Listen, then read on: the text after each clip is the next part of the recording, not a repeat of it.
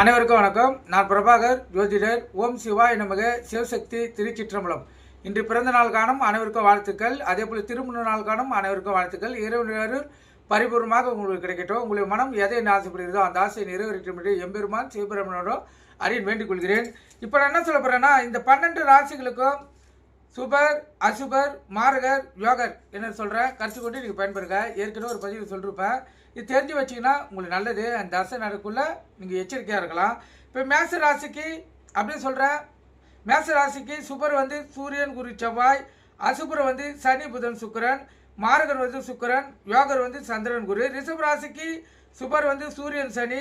அசுபர் வந்து சூரியன், சுக்கிரன், குரு. மாரகர் வந்து சுக்கிரன். யோகர் வந்து சூரியன், சனி. மிதுன ராசிக்கு சுபர் வந்து சந்திரன், சனி. அசுபர் வந்து சூரியன், செவ்வாய், குரு. மார்கர் வந்து சந்திரன். யோகர் வந்து சுக்கிரன். கடகராசிக்கு சுபர் வந்து குரு, செவ்வாய். அசுபர் வந்து புதன், சுக்கிரன்.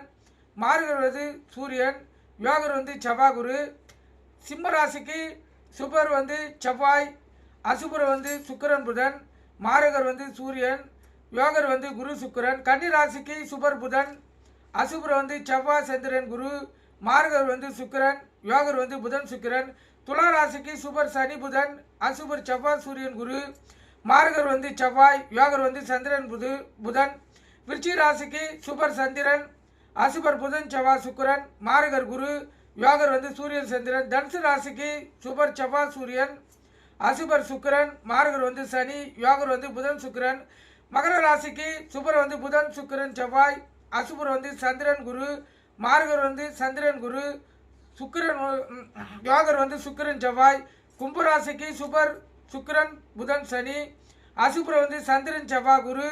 மார்கர் வந்து சந்திரன், செவ்வாய். யோகர் வந்து சுக்கிரன். மீன ராசிக்கு சுபர் வந்து சந்திரன், செவ்வாய்.